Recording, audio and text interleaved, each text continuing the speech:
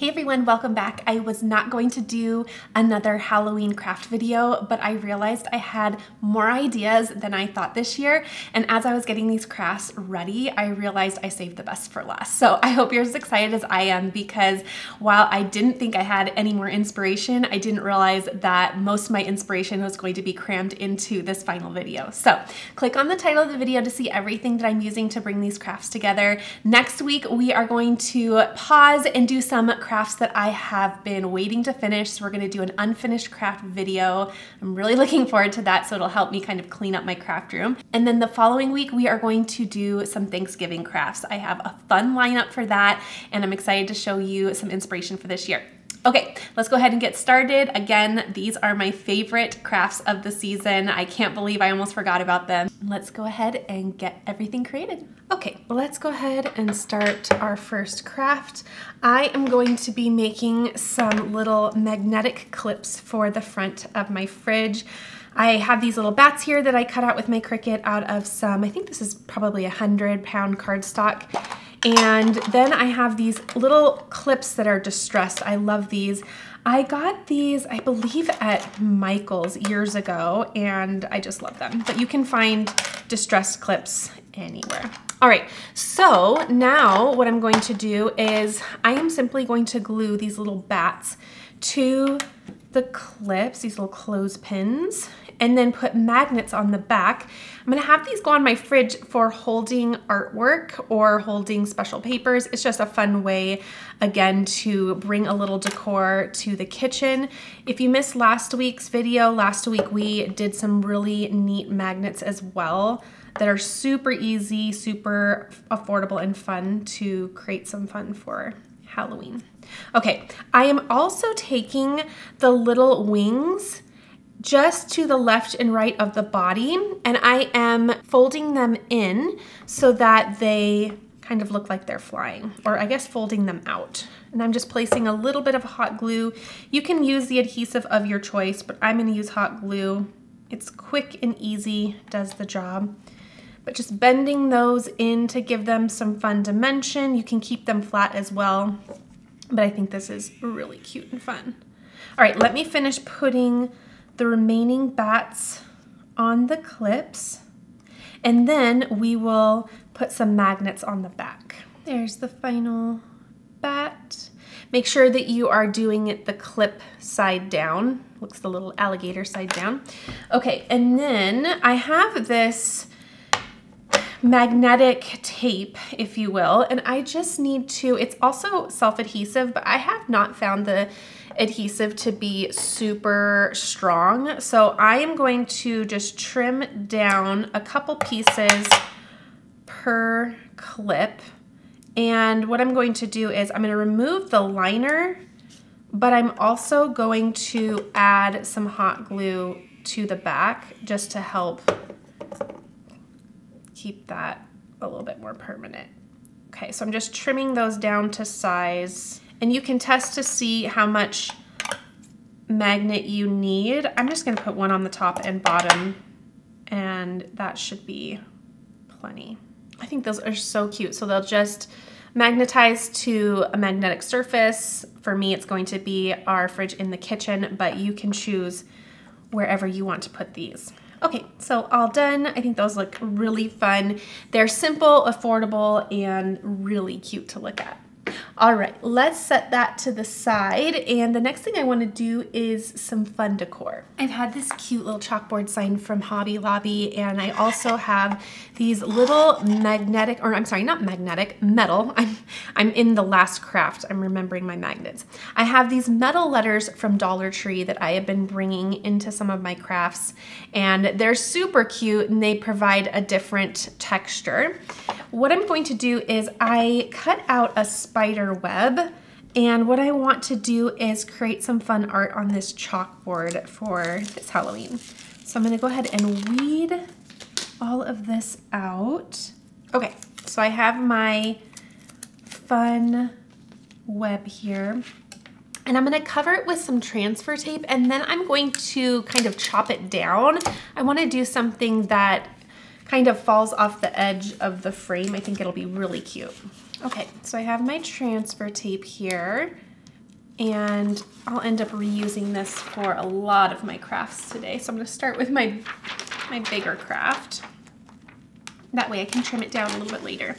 Okay, now let me burnish this, and then I'm gonna get a paper trimmer and chop this down a bit. And sorry, that is white on white, but you can kind of see that.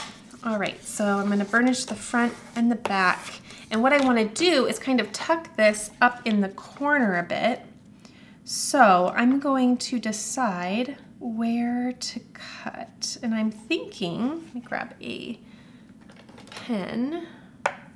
I'm thinking I will do here. Let's see if I can, maybe I'll just make a little indent there by there. Okay, it's hard for you to see those little marks, but I can see those. So now I will just grab my trimmer here, line these up with my little marks. It doesn't have to be perfect, just around that area is where I want to be. Okay, trim that side off, and then I'm gonna flip it. Let's see which way.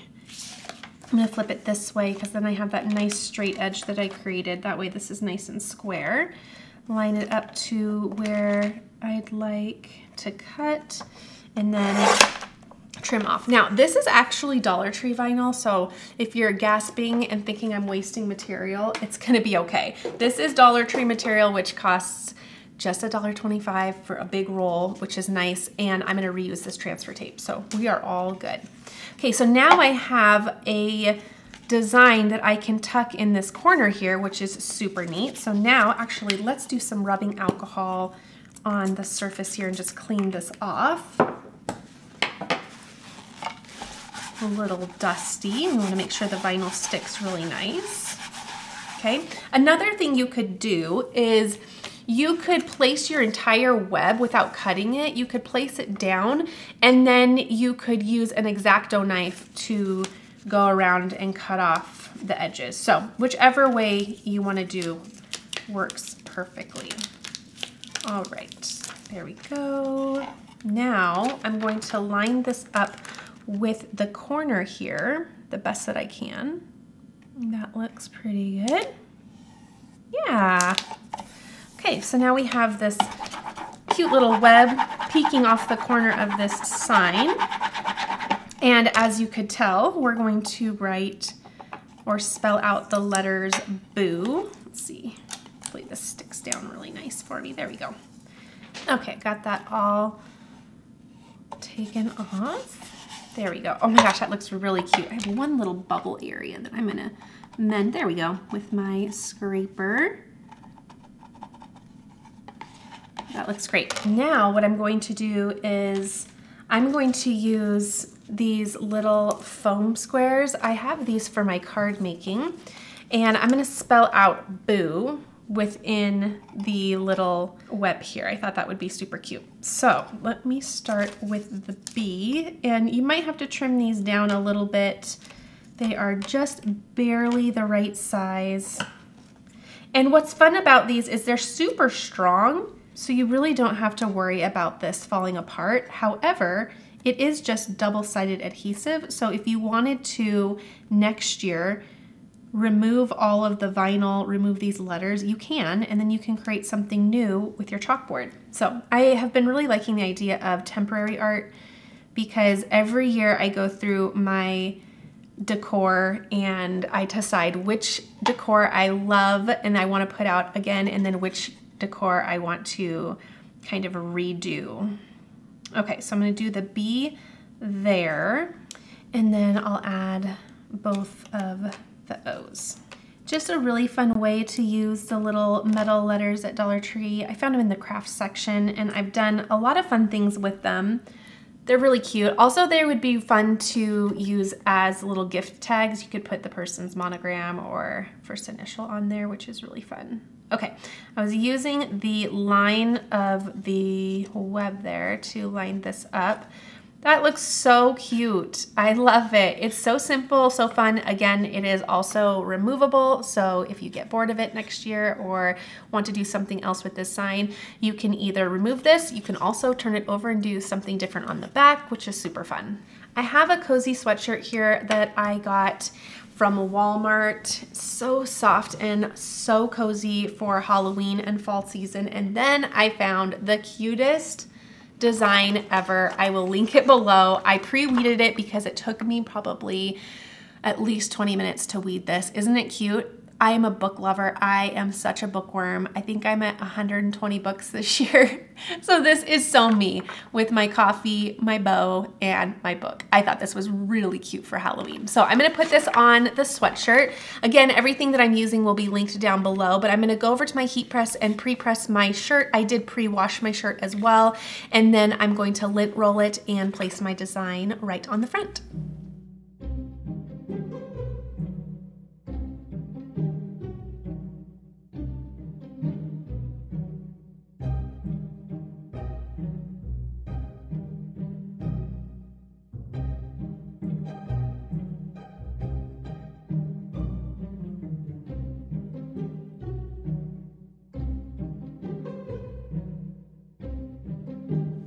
Okay, that is way too cute. I don't know that I will ever take this off this season. It's so fun. Okay, so I'm going to let this cool down. As always, I just place it design side down on my cold glass mat to draw out that heat. It makes very quick work of cooling down that iron-on. You can feel, literally feel the heat being taken out. Okay, and then trying to get all of it in there. It's a rather large design. And then I'm going to grab any corner, this might be a little easier, monitor and make sure everything has laid down really well, which it has. If not, you can give it some more heat. But there is the design right on my sweatshirt. Oh my gosh, I'm gonna have to go put this on right now. So cute.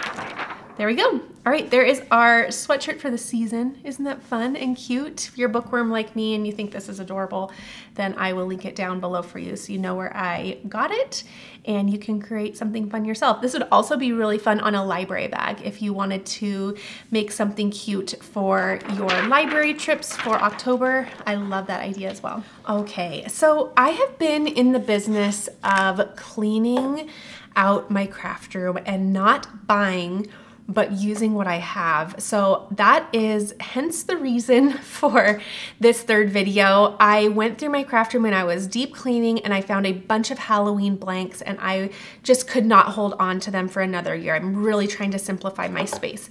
So I found this last year at Michael's. It was $7.99 at the time. It's by Make Market. It was just in their Halloween section, but you can absolutely find something like this anywhere. Just a little Tombstone wood blank, super cute. Now what I did, it came in this bare wood and I really like to leave the edges nice and bare. I think it just gives for some fun dimension and I like the style of that. But I placed, I don't want to say one coat and I don't want to say 2 coats, but can I say 1.5 coats?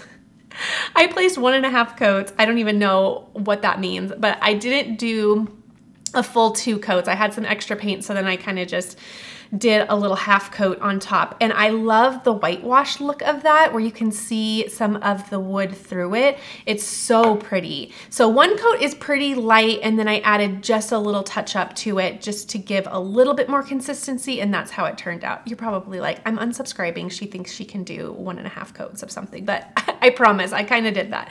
Okay, this is what I used. This is called Pale Gray. Okay, super easy. Pale Gray from Folk Art. I really like it and I like the color. All right, so then what I did is I went into Design Space and I just did my own thing. So I did RIP, Rest in Peace, and then I did Rust E Bones. I have seen fun little plays on words for tombstones. You'll see this in just a second. And I thought it was just so fun. Now, what I want to do is I want to lay these down separate of one another because I didn't weld these two together, but instead I want to, because of the nature of this, see how it's narrow and then more wide at the top?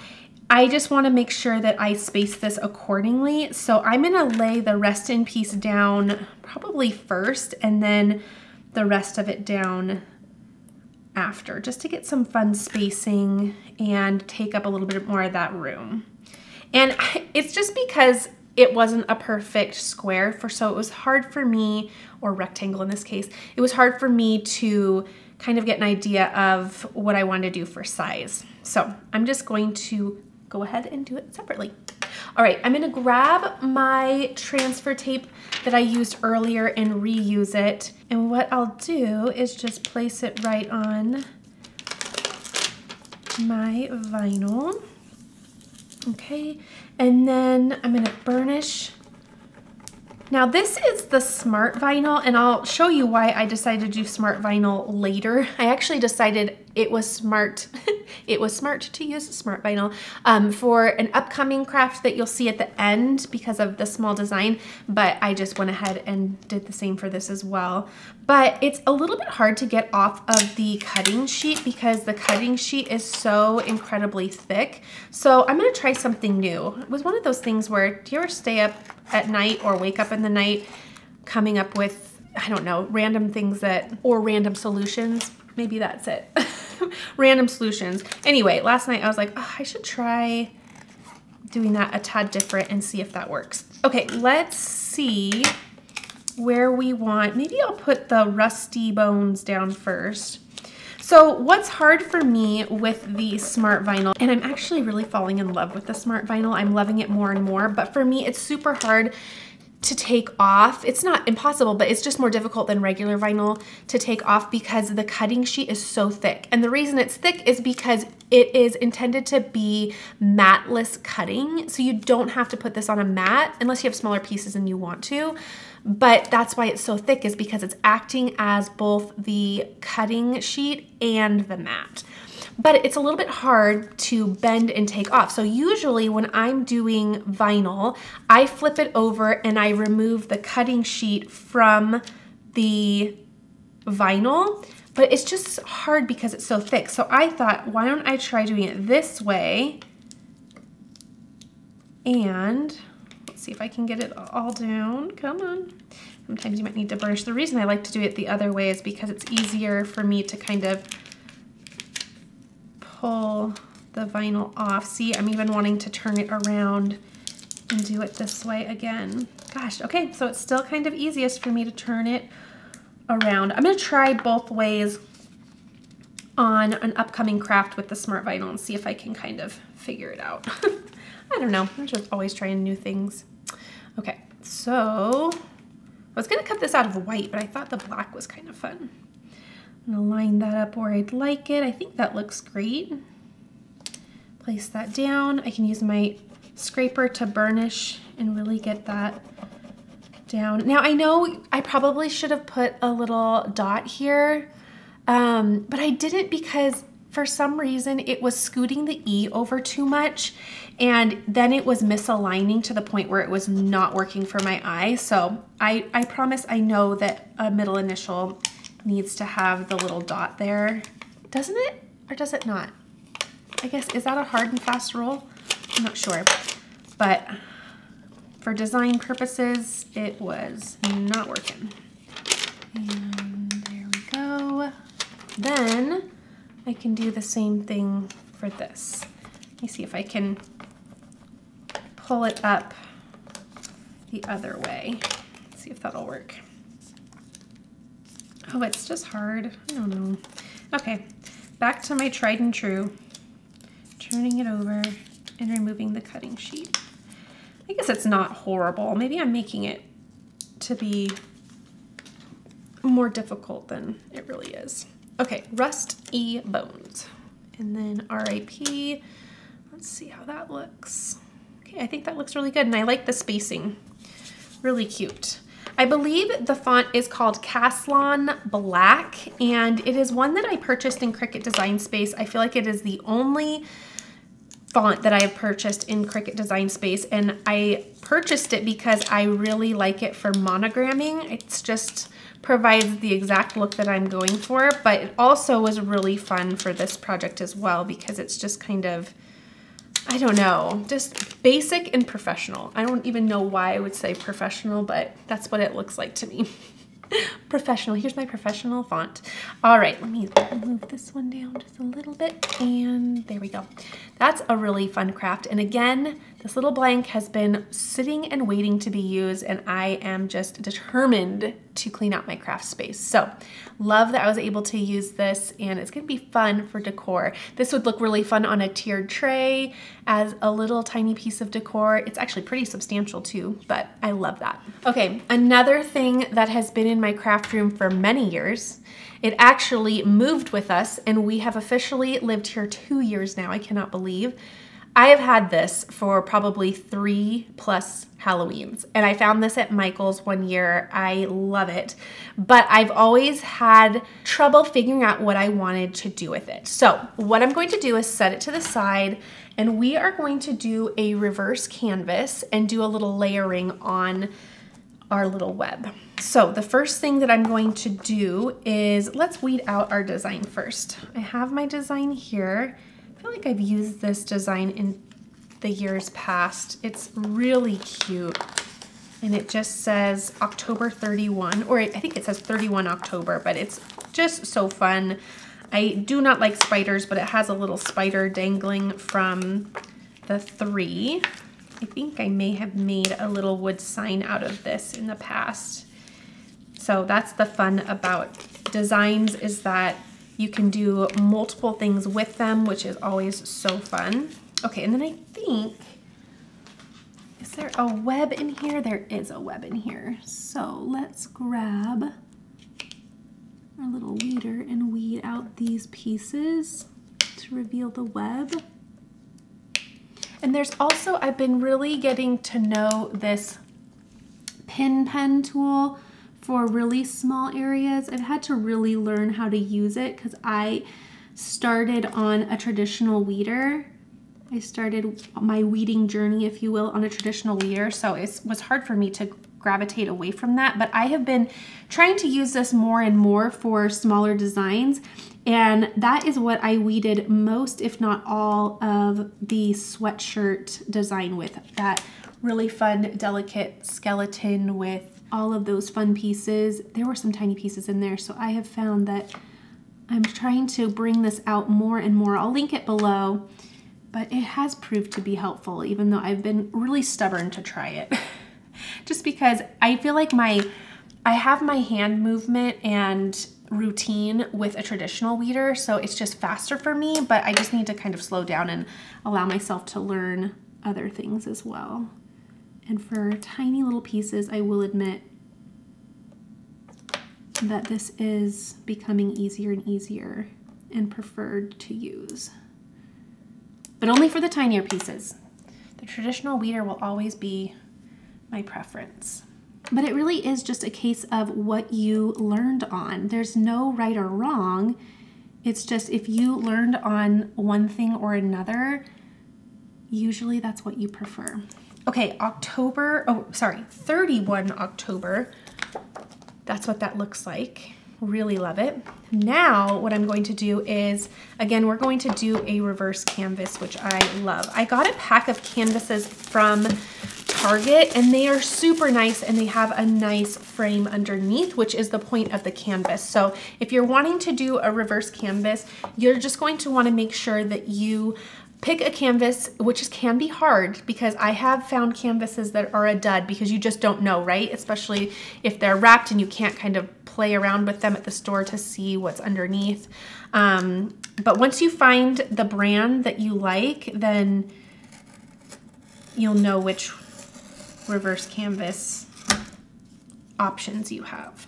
Okay, with an X-Acto knife, or this is my True Control knife, I am going outside of the staple, and this is simply removing the canvas from the frame. So right now it is a traditional canvas wrapped around a frame, but we are gonna do something a little different, and reverse canvases are one of my absolute favorite ways to craft. I think it's so fun. They put these staples so incredibly close to the end, or the edge here. It is a little difficult. I've never had them that close before, but I'm gonna patiently go ahead and score and remove. Being careful with my canvas, I do not want to rip it because I am going to be reusing it to create this whole look. So it's fun because you're using all of the materials, you're just disassembling it and assembling it in a different way.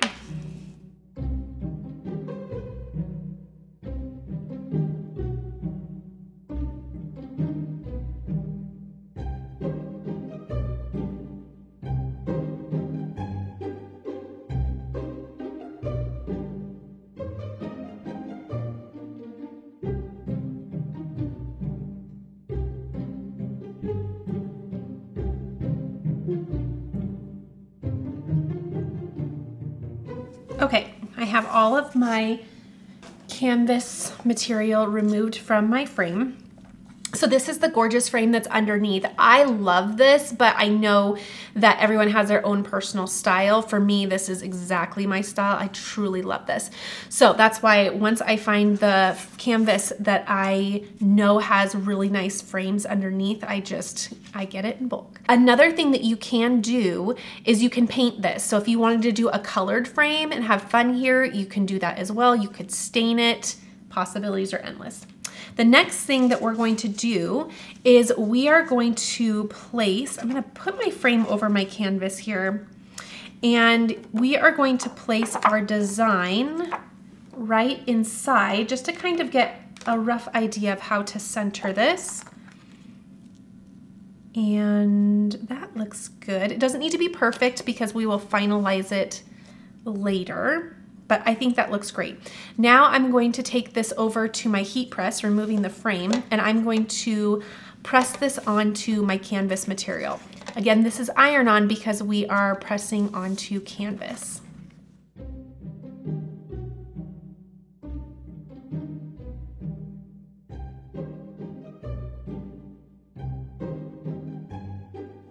Okay, I did remove it from my heat press with some tweezers because it is going to be extremely hot. But then once you place it on a cool surface, it almost immediately draws the heat out. Super quick, already cooled, but be careful when you're removing it from your press. Then I'm going to go ahead and remove the liner. It looks gorgeous. Okay, now we are going to reassemble our frame, but first we need to trim down our canvas. So I'm gonna put my frame where I'd like it.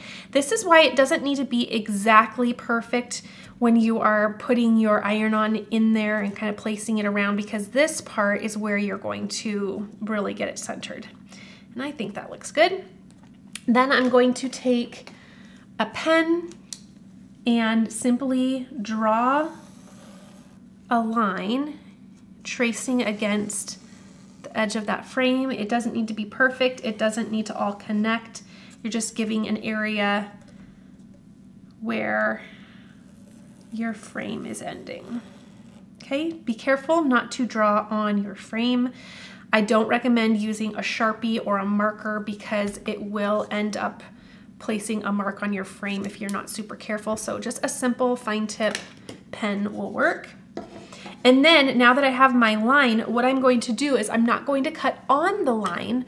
I want to cut inside the line, and that's going to allow my canvas to be just a tad smaller than my frame so that once I go to reattach and reassemble, I don't have little pieces of canvas peeking out from the side of my frame. So I'm gonna go, gosh, I would say 1/8 of an inch right inside. This does not need to be perfect, but you do want to be careful and not cut too much because you need to be able to attach this to your frame. Okay, so now you can throw these away, and then we're going to reattach and place our frame all back together. Okay, this is the part where there are so many options for how you proceed. So I like to use hot glue to reattach. It just works super good for me. So I'm gonna turn my little glue tool on here. But other things you can do, and I have done in the past just to kind of try it out, is you can flip your frame over. You also can remove the staples if you would like. I don't think it's quite necessary because it's gonna be the back, but if you were going to sell this or something like that and wanted it to look really clean on the back, you can do so. But more often than not, your canvas is going to cover that anyway. Like I mentioned, these staples are the closest that I've ever seen to the edge of the frame. Usually they are closer to the middle. So as you can tell, you would cover those regardless. So that looks good. All right. Another thing you can do is you can use tacks on the back. Place this down, put some tacks on there. That works too. So whatever way you want to do it is great. I'm going to do the hot glue because that's my favorite method. Ooh, it's gonna need to be charged soon. Okay, I'm gonna hurry with it because hot glue needs to go quick. I'm gonna line that up, and you see how I'm just placing that right inside of, or not right inside, but I'm not taking it all the way to the edge, kind of floating it. Okay, the next thing I'm gonna do is I'm gonna turn it completely over. This side is what I just glued, but I'm gonna go to the complete opposite side so that I can pull this taut. And I can already tell that this is a little too long. So I'm also going to trim this down a little bit more so that it doesn't peek out from my frame. And let's test the other edges to see. That looks good and that looks good. Okay, so it's just that one side. I'm going to, again, add my glue. Okay. And then I like to pull away from me. So pull, pull, pull, and press down. And then I just keep pulling as that glue dries, and that should be good. Then I will add my remaining glue on the sides. Again, pulling with my thumbs, and then this side as well. Here we go. It's time for this to go get charged. Perfect timing. There we go. Again, pulling away from my body. It just is the easiest way for me. And then, voila, there is our sign. That's so cute. Okay, now what I was thinking would be fun is attaching this one way or another. Okay, this is the side I want. Attaching this to my frame here. You could also, if you wanted this super permanent, turn this all over, just like this. Maybe that's what I'll do. And what you can do, yeah, this is what I'm gonna do. You can grab a staple tool and you can staple. You're going to want to be careful where you do it so that you don't split your frame, but you could staple and attach these areas, and it would only take a few. So let me do that. That's, I think, going to be the preferred way to get this done. Okay, I'm not gonna do this in front of you because it's super loud, but I'll just staple these, and I'm picking areas where I have enough frame. So I don't wanna do like here. Oops, sorry, that's not helping. Here, because then it would be too close to the edge of my frame and I could split it. So let's just say a prayer that I don't split the frame. Okay. Okay, there's one. And honestly, it's not gonna take much, even if you just did a couple. Okay, so I stapled the back, and that is going to give us a more permanent look. I love it. It's so cute and a really fun way to kind of do a layering design. This was so fun and caught my eye, but then it just sat in my craft room because I was just not sure what I wanted to do with it. But it is worth the wait. I love how that turned out. And sorry, I kind of skipped over showing you the back. So it actually only took 2. And it really didn't take more than that at all. And that is really on there. So loving the idea of that. And now that it is stapled on there, much more permanent. Okay, last idea. I want to make a cute coffee mug or decorate a cute coffee mug. This is from, gosh, was this Joanne? Nope, Celebrate It. That's from Michael's, and I loved it. It was on clearance for $1, which is cheaper than the Dollar Tree, which I love. I'm adding rubbing alcohol just to clean off the surface. It's just a really nice basic mug. And then I have a cute, I kind of showed you, and then I moved it off the camera there, but I have a really cute little ghost. I thought this was super fun. Again, I will reuse some transfer tape. There we go, place that right on there. This is the reason, I kind of alluded to it earlier, this is the reason that I decided to bring out my smart vinyls, because when doing small and intricate designs like this, it is so much easier to weed smart vinyl because of its thickness. So I've been really loving that. All right, let's see if I can't, well, should I try this way this time?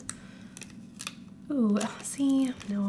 Okay, never mind. It wasn't worth worrying about it in the middle of the night because it didn't quite pan out. Okay, there's one little piece that just kind of scooted over, so I'm just gonna scoot that back. And then if you wanted to duplicate this design and put one on each side, you could have your design be on both sides of your mug, which was cute. I am right-handed, so I am going to put it on the side of the mug that I will see when I'm enjoying my coffee. I'm also giving myself a little less than an inch at the top. Vinyl is not food safe, so you want to give some room at the top to sip without your lip touching the vinyl. And then I'm reinforcing that pressure with my scraper, and then I can remove and leave my design on my mug. Oh, that's cute. It's so dainty and fun. I have a little coffee mug tree that I keep all of my seasonal mugs on, and this is going to be a fun little addition to that. So cute. Perfect for my early morning reading and coffee. Okay, I really truly think I saved the best for last. I am really encouraged that my favorite crafts of the Halloween season were of items that I had just forgotten about in my craft room. It's a good reminder to shop your craft space if you find that you have been kind of hoarding your craft supplies like I tend to do, but shop your craft space before you go out and purchase more, and also really rewarding because your space gets cleaner. I'm loving how this turned out. It was definitely worth the wait. Again, this has been sitting in my craft room for 3 years. It made a huge move with me, so I'm finally using it, and I'm glad to see that come to life. I love these little clips. Again, they're so simple to do, but they provide a really fun piece of decor for your kitchen. This is so cute as well. Of course, I snuck in some book lover things because I am a book lover, quite a bookworm I am, and I love how that turned out. This is probably the favorite thing that I've done the entire Halloween season. Use this blank that has been sitting around, and that turned out super cute. The mug, of course, is super cute, and mostly Dollar Tree inspired art here, aside from the actual chalkboard, which I got at Hobby Lobby, but the vinyl and the metal letters were both from Hobby Lobby, and that turned out so cute as well. It could be permanent, it could be temporary, your choice. All right, I hope you enjoyed watching this. We are done crafting for Halloween for 2025, and now we are going to finish some unfinished crafts next week and then start Thanksgiving. All right, everyone, I'll see you next week.